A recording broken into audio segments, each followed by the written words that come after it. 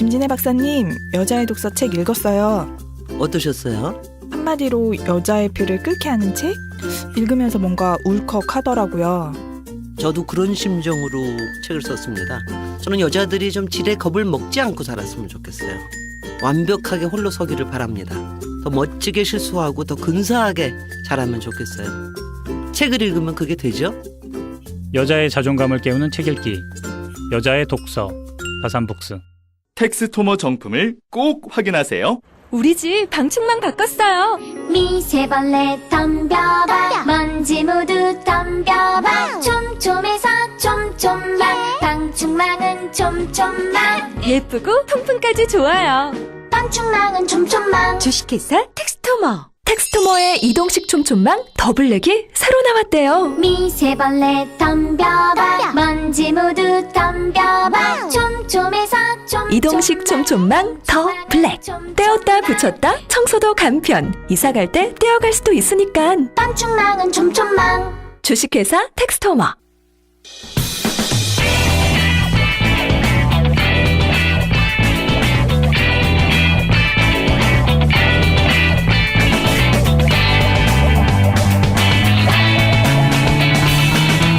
김어준의 뉴스공장.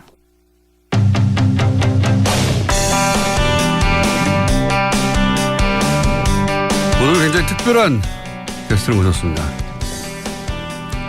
세계에 5극지가 있다는 거 아십니까? 네. 이 5극지를 세계 최초로 정복하신 분입니다. 그리고 열흘 후에 로체, 높은 산인 건 압니다, 제가. 로체 남벽, 이 남벽은 아무도 정복 못했다네요. 로체 남벽 정복을 위해서 히말라야로 열흘 후에 떠나실 홍성택 대장님 저희가 모셨습니다. 안녕하십니까? 안녕하십니까. 반갑습니다. 평상시 이렇게 흥미롭게 청취를 하고 있었는데 저를 불러주셔서 정말 영광입니다. 감사합니다. 인사말을 준비하셨군요. 네. 굉장히 흥미롭습니다. 네. 저희가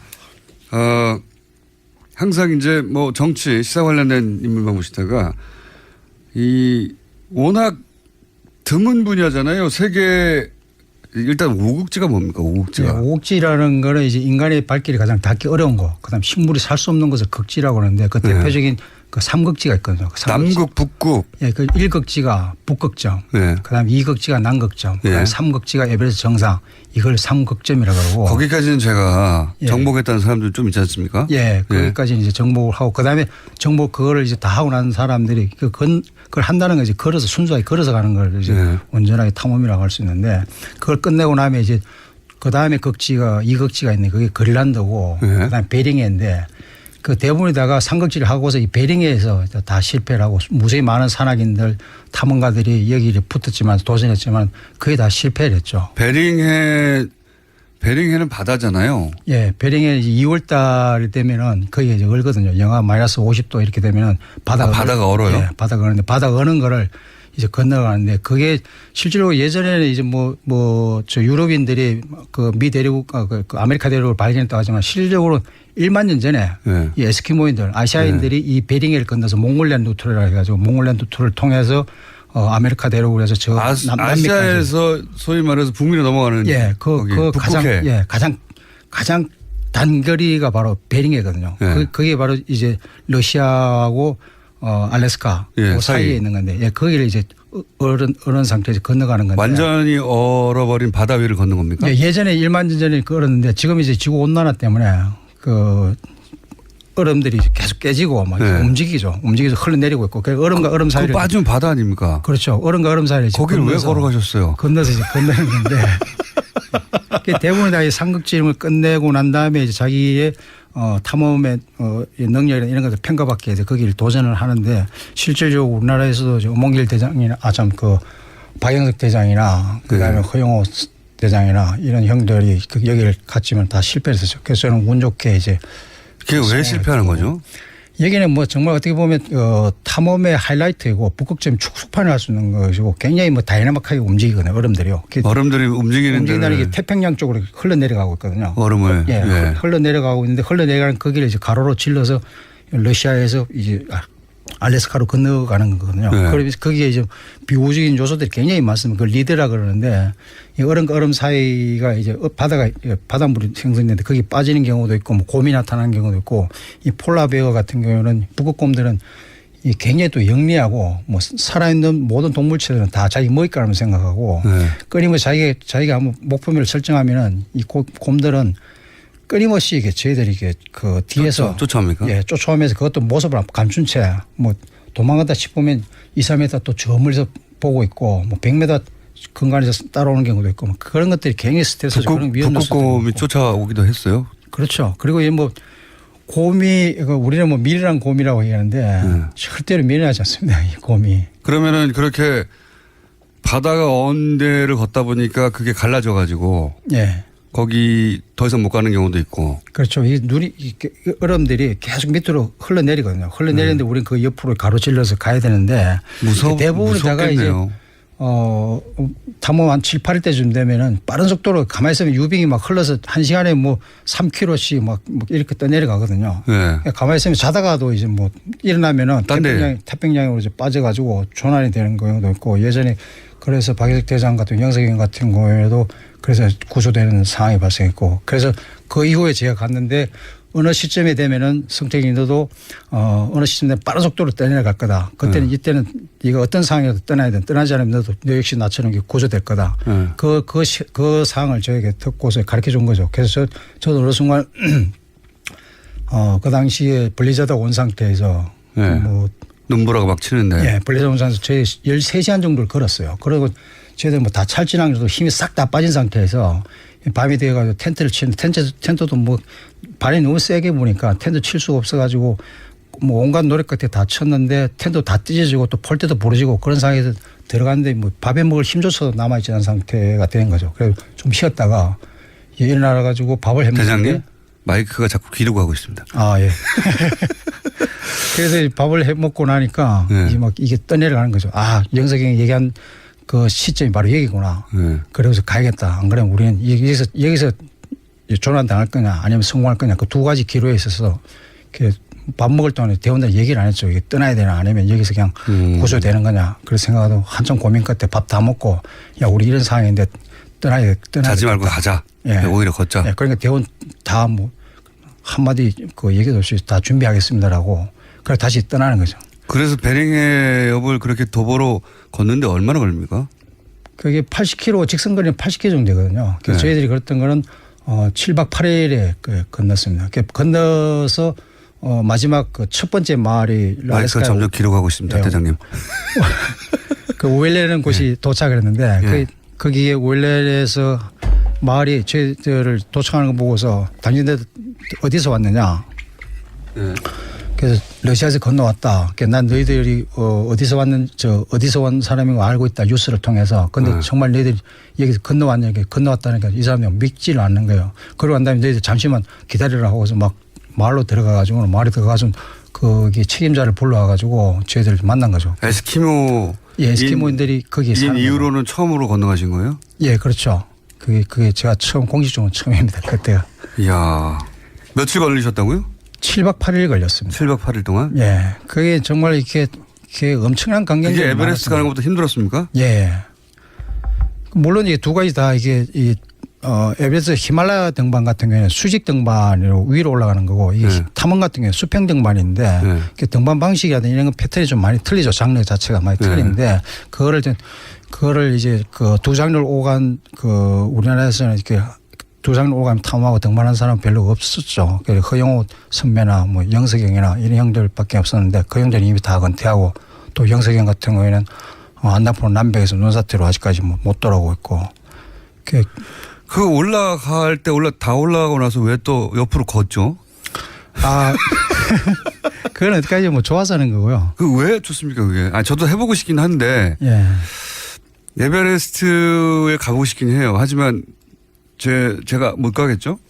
나는 누구나 다 갈 수는 있습니다. 갈 수는 있고 베이스 캠프까지는 누구나 갈 수 있고요. 사실상 베이스 캠프에 가나 보는 저는 꼭 권하고 싶은 게 이 고소 적응 때문에 좀 힘들지만은 그 반면에 이제 이 몸에서 건강이나 이런 부분에서 굉장히 도움이 됩니다. 예를 들면 고소 증세 이런 것들 때문에 특히 이제 좀 살이 좀 찌고 계신데 가면서 고생 엄청나게 할 겁니다. 그 반면에 트레킹 한 15일에서 20일 정도 하시면은 네. 제가 볼 때는 몸무게는 한 7, 8kg는 그냥 빠질 겁니다. 많게는 한 빠집니까? 10개 정도 빠질 수 있고요. 네. 근데 다 빠집니다. 빠지는 건 알겠는데 에베레스트 정상까지 제가 갈 수 있을까요? 정상까지는 못 가겠습니까? 예. 겉못 들어서 간다는 거 이런 것들은 안 되는 거고. 헬기로 안 될까요?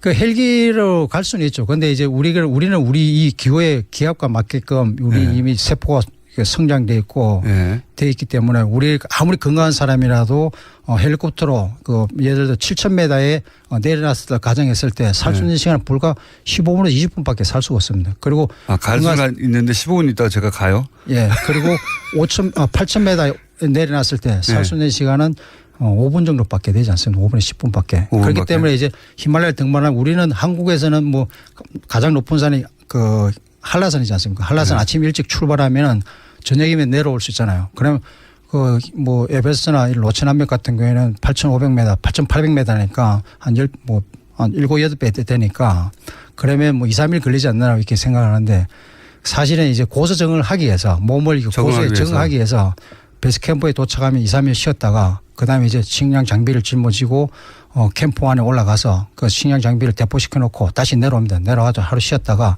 그 다음날 또 캠프 안에 자고 또 한 2, 300m, 4, 500m 올라가서 또 식량 장비를 그 디파지하고 그다음에 또 다시 내려오죠. 내려와서 베이스 캠프 쉬었다가 또 캠프 안에서 자고 또 캠프 뒤에 올라가서 자고 다시 또 뭘 내려와서 올라갔다 내려갔다 올라갔다 내려갔다 하는 겁니까? 올라갔다 내려갔다 하면서 고도를 조금 올리면서 제 몸을 그 고소에 적응을 시키는 거죠. 헬기를 예를 들어 제가 산소 마스크를 쓰고 가도 안 돼요? 헬기가 뜰 수 있는 그 고도는 예. 다들 이렇게 못 주고 헬리콥터에서 뭐 조난 다음에 헬리콥터를 보내면 되지 않느냐고 하는데 헬리콥터가 뜰 수 있는 그 고도는 6,000m 이상을 뜰 수가 없습니다. 특수 헬기 나오지 않았나요? 최근에? 예전에 뭐 프랑스인가 이쪽에서 나왔다 예. 그러는데 그건 특수 헬기에 불과 일반적인 노말 헬기들은 뭐 그 정도가 고도가. 그 특수 헬기를 타려면 네팔 군대에 들어가야 한다는 얘기를 제가 들은 적이 있습니다. 그건 제가 처음 듣는 얘기입니다. 네팔인이 돼서 입대해가지고 예. 그 헬기도 어렵군요. 예, 베이스캠프 이상에서는 헬기가 잘 뜨려고 하지도 않고 베이스캠프까지는 헬기가 들어옵니다. 그것도 경량 헬기가. 그러니까 6,000m 이상에서 조난 나오면 사실은 사람이 직접 가서 구해내는 거 외에는 방법이 없는 거네요. 그렇죠. 그래서 이제 뭐 그런 상황이 발생되면은 동료가 구출하는지 뭐 그래도 한 7,000m, 8,000m에서 이게 뭐 이게 그런 조난이 되고 한다면은 사실상 이게 뭐 영화 같은 경우 동료가 뭐 구축해서 내려오고 있는데 사실은 그런 것들이 좀 힘듭니다. 스스로 그렇게 됐을 때는 스스로가 이제 뭐 알아서 판단을 해야 되는 거죠. 그걸 동료에게 뭐 증가시키거나 도움을 요청하거나. 영화 같은 거 보면 동료가 구할 수 없다는 걸 알고 스스로 그냥 거기서 포기하더라고요. 예, 내려가라고. 그런 경우가 이제 있는 거죠. 그거는 이제 동료를 위해서 그리고 이제 뭐 사고 난 유형이 여러 가지가 있는데 예를 들면 이제 뭐 그 설명 같은 경우도 있을 거고 눈사태도 있고 크레바스도 있는 거죠. 설명이라면 눈이 이제 멀게 되는 거죠. 예, 그게 이제 이 히말라야 같은 경우에 폼으로 선글라스를 쓰는 게 아니라 이 15분 이상 이 선글라스를 벗게 되면 이 설명이 걸리는 거예요. 앞이 전혀 안 보여요. 15분만 해요? 예. 굉장히 위험한 거예요. 그런데 이제 8,000m 이런 선상에서 올라서면 이 판단할 수 있는 판단 능력이 굉장히 현저하게 떨어집니다. 얼마나 떨어져요? 그래서 자기가 이게 구구도 못 외웁니까? 예, 그런 것도 힘들죠. 그래서 정상에 섰을 때 예. 이제 그런 게 잘 안 되니까 이제 뭐 정상에 서면 무전을 통해서 이제 무전 도착했다고 하면은 뭐 깃발부터 먼저 찍어라 이런 걸 얘기를 쭉 하거든요. 그래서 스스로 그런 판단 자체가 잘 안 돼요? 예, 그런 게 내가 뭐인지 모르고 그래서 이 조난 당할 경우에는 이 선글라스 썼는지 안 썼는지 모를 때가 있습니다. 자기가. 예. 그리고 나중에 눈이 좀 이상하다 싶으면 이 눈을 만져보면 선글라스가 안 썼다는 걸 아는 거죠. 그때 이미 늦은 거죠. 그런 인지 능력이 굉장히 떨어지는군요. 예. 그렇게 해서 사고 나는 경우가 좀 있는 거고요. 그 다음에 또 한 가지 이제 그 멘탈이. 정신력이. 예. 멘탈이 붕괴가 됐을 경우에. 어떻게 붕괴됩니까? 이게 이 자신감을 잃는 거거든요. 멘탈이 붕괴가 되고 멘탈을 유지하려고 노력을 하는데 그게 멘탈이 붕괴됐을 때 오는 것들은 이제 그 한순간에 예. 주저앉게 되고 그 정신력이나 이런 부분들이 이제 거기에 두려움이 다 지배를 하게 되고 그러다 보면 이 친구는 분명히 체력이 있음에도 불구하고 그 멘탈이 붕괴되면 스스로가 그냥 주저앉고서 스스로가 내려가는 것을 포기해버리는 거죠. 그리고 대원들한테 그걸 전가시키고 그러다 보면 그 친구가 위험한 게 아니라 저 역시도 저희 대원 역시도 이렇게 위험하게 본인이 그렇게 처해가지고 멘탈에 붕괴된 적이 있어요? 저는 지금까지 없었던 것 같습니다. 근데 이제 그런 여러 가지 위험 속에서 이렇게 그런 이제 뭐 나도 결국 이렇게 가는 거구나. 그런 상황전에 뭐 여러 번 이게 겪었는데 그런 거. 그런데 왜 계속 가세요, 근데?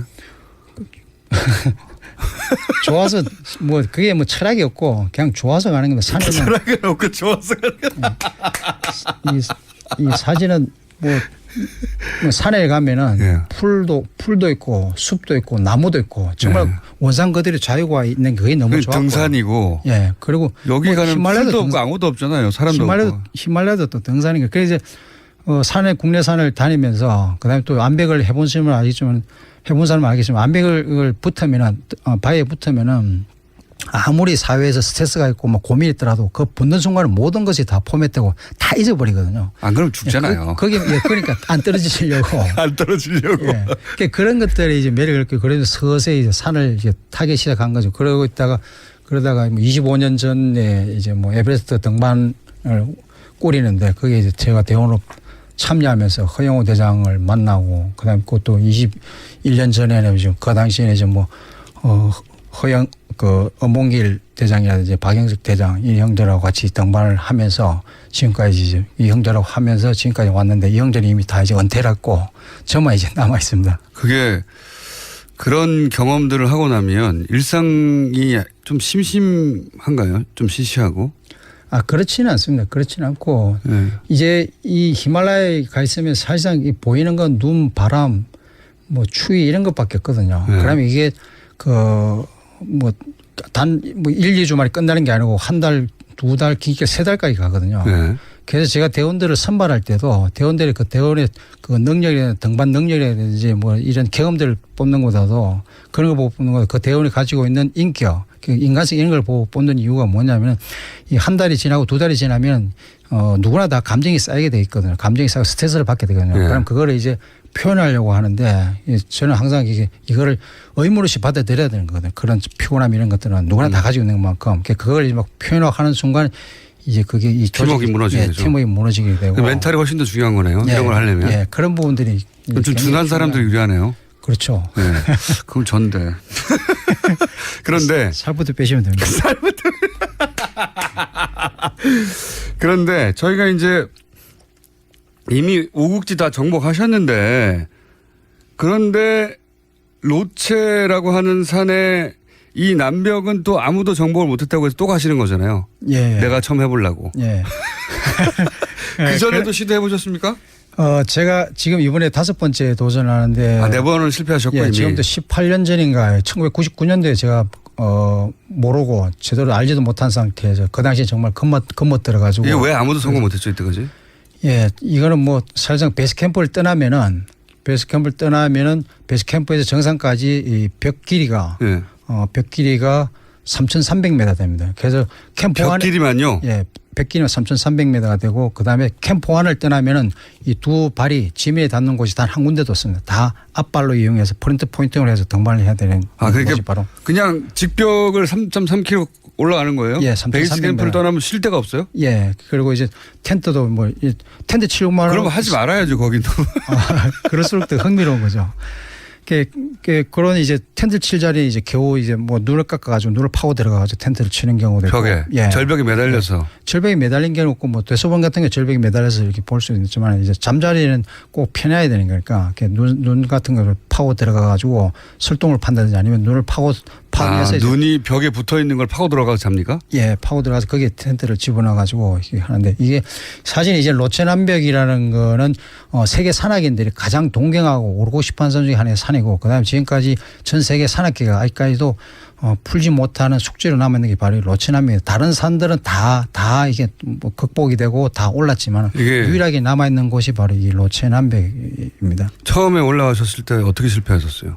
그때는 이게 뭐 이거는 저 도저히 등반을 할 수 없는 그런 거다. 이건 내 능력 밖이라고 생각을 하고. 어느 지점까지 올라왔다 내려오셨습니까? 그때는 뭐 6,800 정도. 그러니까 3.3km 중에 얼마나 하다가 그 캠프 이제 2에서 캠프 3 가다가 이제 한 1km 정도 올라가다 내려오신 거예요? 예, 내려온 거죠. 그럼 2.2km, 2.3km 남겨놓고 내려오신 거네요? 예, 그래서 이제 그 세계 산악회가 정말 뭐 내놓은 각 국가들이 다 붙었던 거죠. 다 붙으면 실패했던 거고. 가장 그 성공에 근접한 게 몇 킬로까지 올라간 사람입니까?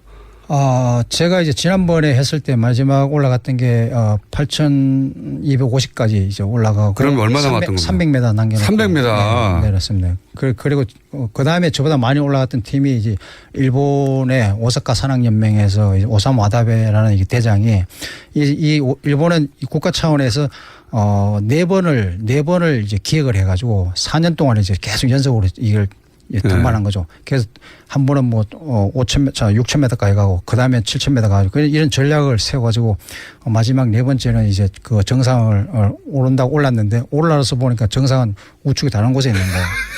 그래가지고 결국은 이제 그 리치에 올라서서 정말요? 오르긴 올랐는데 그게 올랐는데 그 이산이 아닌가 봐가 되는 거예요? 예, 리치에 올라서 결국 실패를 했죠. 그리고 제가 그 오사무 와다베를 만나기 위해서 오사카로 갔죠. 가니까 미스터 황원 나의 이런 그 오류를 밟지 마라 하면서 이 길은 절대로 아니다. 이 길은 어느 누구도 올랐다고 한 사람이 있지만 이건 다 거짓말이다.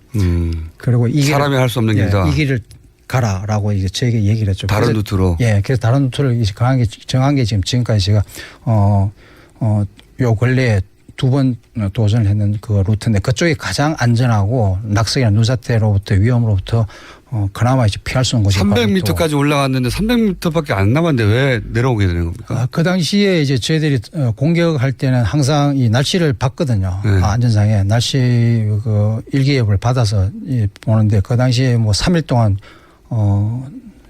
시간당 150km의 바람이 막 히말라야 7,000m 상에 불었고. 너무 위험해서. 예, 불었는데 캠프2에는 이미 그 텐트가 다 날아간 상태고 물론 뭐 그 상태에서도 제가 오로지 정상만을 위해서 목표만을 위해서 제가 정상을 꼭 올라야겠다 하면 갈 수는 있었겠죠. 하지만 이 안전이 담보되지 않은 상태에서 간다면 정상을 갈 수 있겠지만 누군가는 희생이 돼야 되고 누군가 다치게 되는 거죠. 그래 되면은 설상 성공했다 하더라도 저는 그걸 성공이라 볼 수 없는 거거든요. 그래서 저는 이번도 마찬가지고 안전이 담보되지 않은 상태에서는 그런 무리한 등반은 그거는 해서는 안 된다고 생각을 합니다. 일본은 그러면 국가 지원을 해서 4년 연속으로 했으면 그리고 나서 이걸 못하는 거라고 포기한 거잖아요. 예. 우리나라에서는 그러면 어디서 스폰서를 받으십니까? 이게 사실 협찬받는 게 이게 히말라야 등반하는 것보다 더 어렵고 힘듭니다. 그래서 이번 같은 경우에 이제 내셔널 지오그래픽에서 내셔널 지오그래픽 그 유명한 내셔널 지오그래픽에서 이제 이 사실을 알고 후원을 하고 노체 남벽이라면 내셔널 지오그래픽 정도 붙는군요. 예, 내셔널 지오그래픽에서 이제 붙어서 이거를 촬영하고 그 다음에 국내에서는 G7 홀딩스에서 이게 하나의 역사가 되고 또 국가적인 차원에서 도전 정신을 이렇게 키우는데 많은 계기가 될 거다, 좋은 계기가 될 거다 해서 G7 홀딩스하고 또 G7 재팬이라고 있어요. 일본에서도 관심을 가지고. 일본 자기들 하다 실패했으니까 더 관심이 있겠네요. 그래서 이제 협찬을 받고. 그때 이렇게 막 패치 같은 거 붙이고 하잖아요. 옷에. 예. 스폰서. 예. 뉴스 공개는 좀 안 됩니까? 협찬을 좀 받아주십시오. 저희도 방송을 하는 게 협찬이지 않습니까? 이번 같은 경우에 이제 내셔널 지오그래픽에서 관심을 많이 갖고. 아니, 말씀해 주셔야지 넘어가시면 어떡합니까? 예. 아니, 정식으로 안 되면 손으로 써서 이렇게 붙여가지고. 한번 그렇게 하도록 하겠습니다. 저 헬멧에 매직으로 쓸 수 있잖아요. 뉴스 공장이라고. 예. 알겠습니다. 그리고 왜 정상에 가면 위성 전화로 성공했다 이렇게 확인하는 전화 하지 않습니까? 예, 위성 전화를 하게 됩니다. 그게 국제 전화도 됩니까? 예, 위성 전화로서는 어디든지 다 가능하죠. 뉴스공장하고 30초 인터뷰하면 안 될까요? 예, 그건 가능합니다. 근데 저야 뭐 영광이죠. 저희도 영광인데, 근데 그럴 경우에 저는 걱정되는 게 그거예요. 정상은 정말 코딱지만 하더라고요. 예. 한두 사람 간신히 서 있을 정도. 예. 저는 거기 내려놔도 무섭겠던데. 거기서 정신이 또 가물가물 한다면서요, 그때.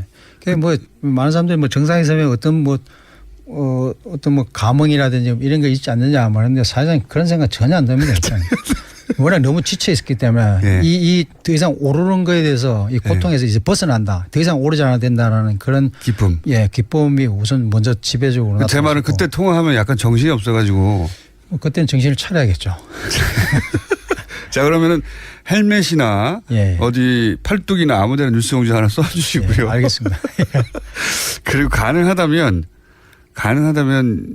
예. 짧게라도 예. 축하드립니다. 감사합니다. 아, 한국에서 예. 뵙겠습니다. 예. 이 정도 그런 통화도 영광을 주시면은 예. 뭐 제가 정말 진정으로 영광이라고 생각하겠습니다.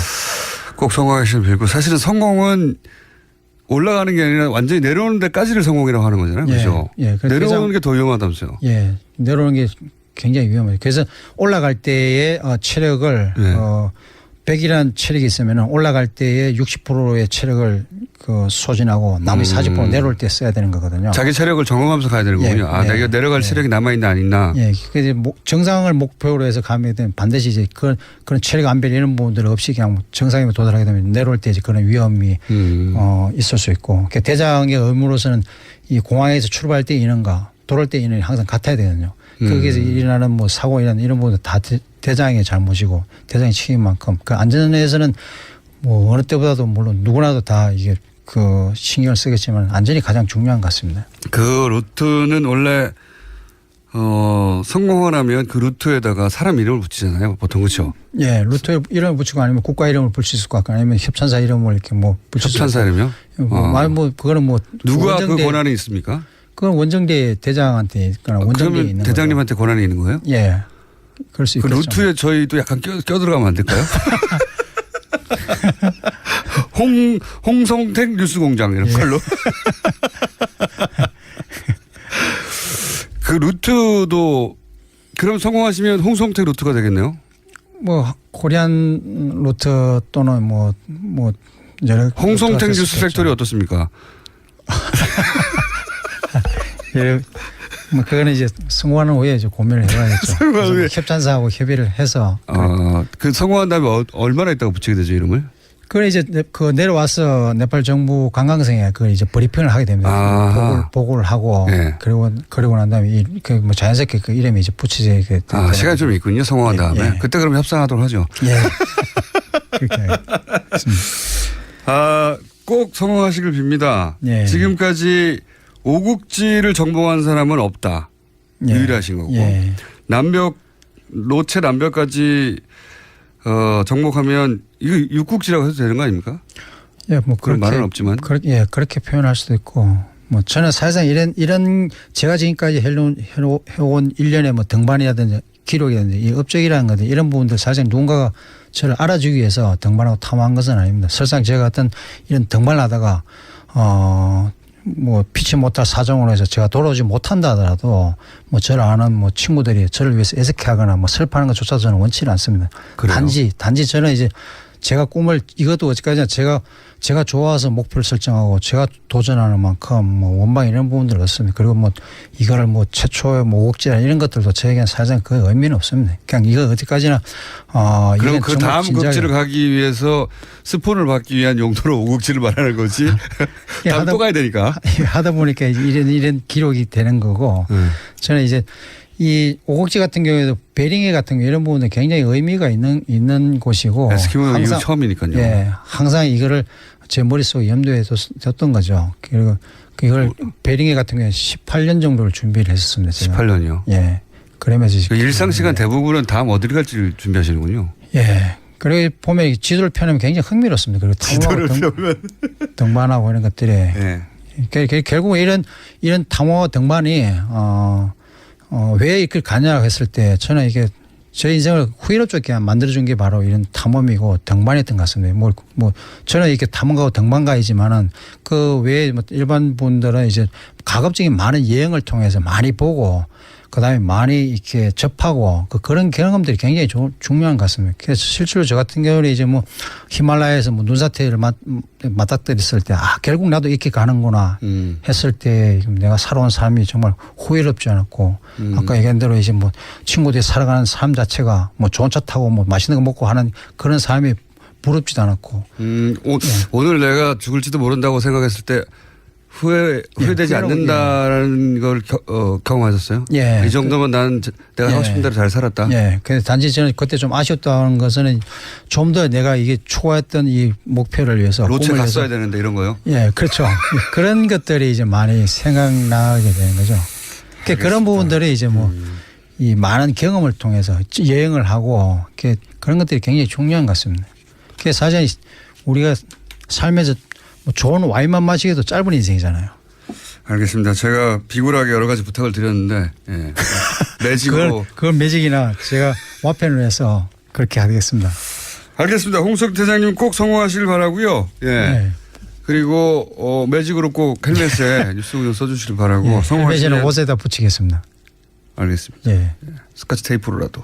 아니면 그 와펜을 만들어서 하겠습니다. 지금까지 세계 최초 로체 남벽 정복에 도전하시는 홍석택 대장님이었습니다. 감사합니다. 아유, 감사합니다.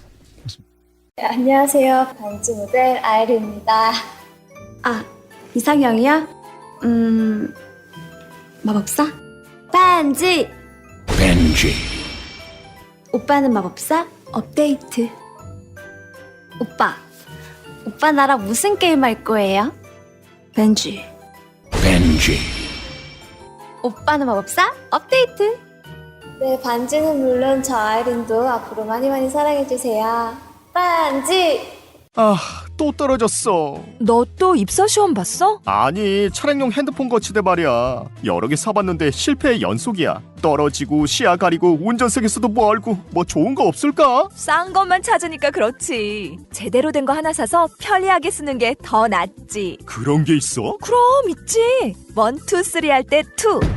힘 세다 할 때 힘. 2 힘. 투 힘? 2배로 힘이 세다는 건가? 네이버 검색창에 2 힘을 검색해 보세요. 오빠, 우리 어디 가는 거야? 정수 가지. 와, 우리 말 타러 가는 거야? 그렇게 좋아? 고민하지 말고 장수로 오세요. 온 가족이 즐기는 승마 체험과 국내 최대 규모의 말역사 체험관 등 장수에는 정말 볼 것, 누릴 것들이 넘쳐난답니다. 말의 심장 소리를 직접 느껴보는 장수에서의 하룬 여행. 장수는 항상 가까이 있습니다. 주말 여행은 장수로. 승마 체험 예약은 063-350-5486.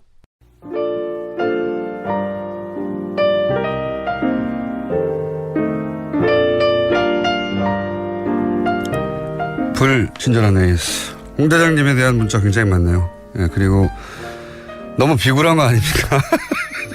하는 문자도 많습니다. 좀 비굴하면 어떻습니까? 세계 최초로 로체 남벽을 오르는데 저기 유성 매직으로 조그맣게 써달라고. 그리고 굉장히 인상적인 것은 내가 오늘 죽는구나 하는 순간을 맞닥뜨렸는데 생각해보니 나는 후회 없다. 그 정도면은 굉장히 제대로 된 삶이죠. 예. 그렇게 살다 가는 사람 많지 않습니다. 예. 그 점에 있어서 홍 대장님의 성공을 빕니다. 다시 한번 이 얘기를 듣고 싶네요. 오셔가지고 잘난 척하는 거 듣고 싶고. 자, 그리고 민원연에서 민원 문자가 하나 왔네요. KBS, MBC 최근 많은 분들이 파업하시고 항의 중이죠. 돌마구라고 KBS, MBC 지금 문제가 된 분들 물러가라고 하시는 분들이죠. 이 돌마구라는 사이트에서 그런 운동을 하고 계신데 오늘 청계 광장에서 오후 7시에 가수 한영애 씨, 전인권 씨 그리고 세월호 5.16 합창단 함께 모여서 불금 쇼를 한다고 합니다. 예. 오후 7시 청계 광장입니다.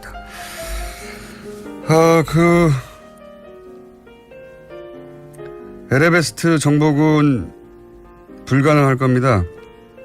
거기까지 어떻게 고기 짊어 제거할 거예요?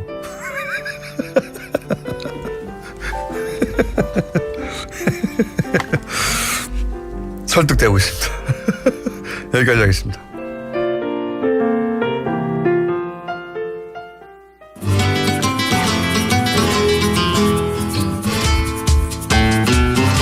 자, 황교익 맛 칼럼니스트. 안녕하세요. 네, 지난주에는 전화 연결이어서 원래는 한 10분 정도 내려고 그랬는데 저희 PD가 3분으로 만들어놨더라고요. 3분도 안 된 것 같아요. 뭐 1분 조금 남겨두고 전화 연결해가지고 인사만 하게끔 하는. 지금도 이 시간 보니까 제 앞 시간 다 먹었더라고요. 보니까 원래 근데 워낙 중요한 분이 나오셔가지고 거의 5분 정도는 제 또 잘렸어요. 네. 네. 항상 이렇게 푸대접을 받으면서 로체 남벽에 밀리신 겁니다.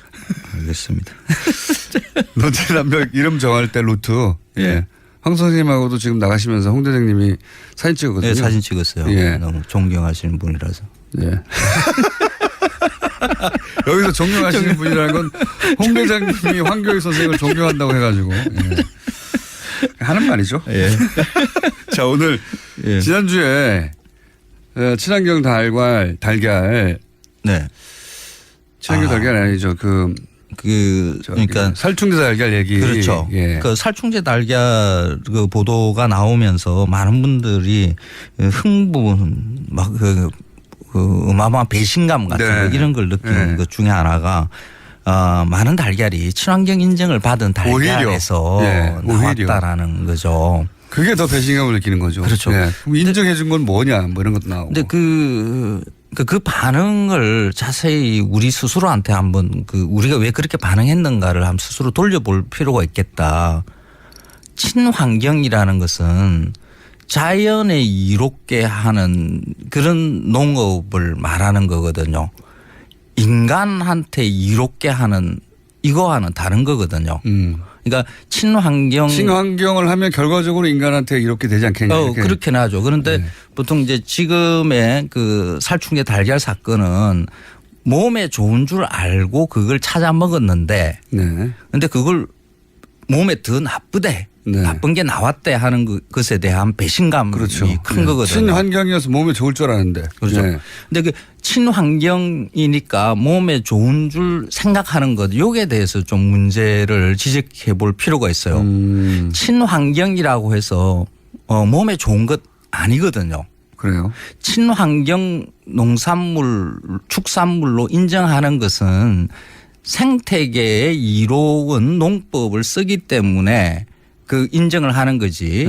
그 친환경 농산물이 건강에 좋다고 해서 인정하는 제도가 아니거든요. 제도 자체가. 그렇죠. 제도 자체가. 근데 우리는 예를 들어서 뭐 농약을 안 쓴다든가. 물론 결과적으로 좋긴 하겠지만 친환경의 인증은 환경에 해를 끼치지 않는다는 것이지. 그 즉시 인간에게 이롭다는 아니다. 그렇죠. 그게 별개다. 그렇죠. 그래서 농약을 안 쓰는 것과 농약을 쓰는 그 관행농이 그러면 건강에 안 좋은 음식이다라는 그런 인식을 또 가지게 만들 수도 있거든요. 관행농으로 재배되는 것도 농약에 대한 검사들 마치고 뭐 하고 하면 그거 다 안전한 농산물이거든요. 다 그냥 건강에 좋은 먹으면 탈 없고 우리 몸을 이롭게 하는 그런 농산물이라고 이렇게 봐야 되거든요. 근데 그런 친환경 농산물이 몸에 좋다는 인식을 가지는 것으로 관행농 농산물에 대해서 이렇게 몸에 안 좋은 것처럼 이렇게 인식을 하는 게 이게 만들어져 있어요. 근데 친환경 농산물 인정제도 그 자체는 건강과 관련 없는 인정제도다. 생태계를 위한 것이다. 근데 이 제도가 만들어진 친환경 농산물 인정제가 만들어진 이유가 우리나라만이 아니라 전 세계의 농업 그 자체가 자연을 약탈하는 그런 농업이기 때문에 자연을 한다는 것은 땅의 그 유기물이나 뭐 이런 지력들을 갖다가 너무 많이 빼앗는 거죠. 그러니까 한 면적에다가 똑같은 작물을 계속해서 이렇게 키우다 보면 땅의 힘이 좀 이렇게 떨어지거든요. 그런 또 농약도 많이 치게 되면 여러 다른 주변의 생명체들한테 또 영향을 미치죠. 그런 일을 조금 줄이자라는 뜻으로 만들어진 거거든요. 지구를 위한 것이었다. 그렇죠. 그래서 우리가 그 친환경 인정 농산물을 구매를 할 때 건강을 위해서 구매한다 이 생각은 이제는 버리는 게 맞습니다. 건강을 위한 거라면 다른 제도가 있어야 되는 것이고 건강을 위한 것은 음식과 관련 것은 뭐 그것밖에 없죠. 기능성 뭐 식품에 대한 인증제도 뭐 요거 하나 있고요. 친환경은 인간이 아니라 지구 환경을 위한 것이다. 그렇죠. 애초에 취지 자체가 그렇죠. 이 농업이라는 그 자체가 그 자연을 약탈하는 일이거든요. 우리는 자연의 관점에서 보자면 그렇죠. 그러니까 친환경 그 농업이라는 것이 농산물 인증 제도가 만들어지면서 예전에 했던 관행 농업은 자연을 약탈하는 일이고 친환경 농업은 그렇지 않은 일인 것처럼 생각을 하는데 그것도 잘못된 생각이에요. 모든 농사는 자연을 약탈하는 겁니다. 기본적으로는 그렇죠. 그 원래 아무 인간이 간섭하지 않고 그냥 내버려 두면 그냥 풀이 자라고 벌레가 붙고 동식물이 그냥 와서 이렇게 살죠. 그게 자연 생태계입니다. 근데 농업이라는 것은 어떤 농업이든지 간에 인위적이고 그렇죠. 경우를 하고요. 땅을 갈고요. 그 땅 갈아놓은 땅 위에 단일의 작물을 심고 키워서 먹죠. 가축도 똑같습니다. 원래 자연 상태에서는 그냥 내버려 둬야 되는 거죠. 그런데 우리가 인위적으로 소, 돼지, 닭 이런 것은 인간에 유리하게끔 품종 개량을 하고 집단적으로 사육을 하죠. 그러니까 그 어떤 가축 사육도 자연을 약탈하는 일이죠. 그러면 똑같이 다 약탈하는 일인데 그게 조금 덜 자연 생태계에 해를 끼치지 않는 방법이 뭐가 있을까에 대한 그런 궁리에서 나온 것이 친환경 농산물 축산물 인증 제도다 이렇게 생각을 하셔야 돼요. 그거 이해했습니다. 이해했는데 그럼 앞으로 이 살충제 계란 사태 그 외에 다른 사실은 뭐 육류라든가 다른 품종으로 이게 확대될 공산이 굉장히 큰 것 같아요. 앞으로도 그렇죠. 그렇고. 지금 계속 뭐 여러 가지 막 유럽에서도 뭐 들어가고 있어요. 지금 오늘 아침 뉴스 보니까 뭐 E형 간염 유럽에서 돼지고기 그 가공품에 대한 그 걱정들도 생겼는데. 그러면 인식의 전환을 지금 1분 남았는데 인식의 전환을 어떻게 해야 되는 겁니까? 이 먹거리에 대해서. 근본적으로. 지금 산업사회로 그 인류가 이렇게 그 사회로 살면서 대량으로 생산하고 대량으로 소비하는 일은 이제는 어쩔 수가 없고요. 되돌릴 수가 없죠, 이제. 그렇죠. 뭐 공장제 축산 이걸 갖다가 벗어난다는 것은 거의 불가능하다고 봐야 되는 거고요. 이게 대규모 생산으로 바뀌면서 안전 문제가 개별화되어 있는 이런 게 아니라 좀 집단적으로 큰 국가 단위의 문제로 이렇게 그렇죠. 발생을 하죠. 이번에 살충제 계란도 사실 그렇죠. 마찬가지로. 국가 단위의 일이죠. 근데 이런 위험성에 대한 관리는 국가가 직접 당연히 해야 되는 거고 그 외에 자잘한 친환경 인증제 이런 것은 사실 뭐 그렇게 그 국민의 건강과 관련돼 있는 이런 게 아니거든요. 그래서 그냥 민간으로 이양을 해서 정부가 먹을거리에 대해서 관리해야 되는 부분이 뭔가 조금 더 집중해 볼 필요가 있기는 해요. 이거 한 주 더 해야 될 것 같습니다. 근본적인 대책. 자, 황교익 마크널리스트입니다. 감사합니다. 고맙습니다. 다음 주 한 번 더 하겠습니다. 김어준이었습니다. 월요일 뵙겠습니다. 안녕.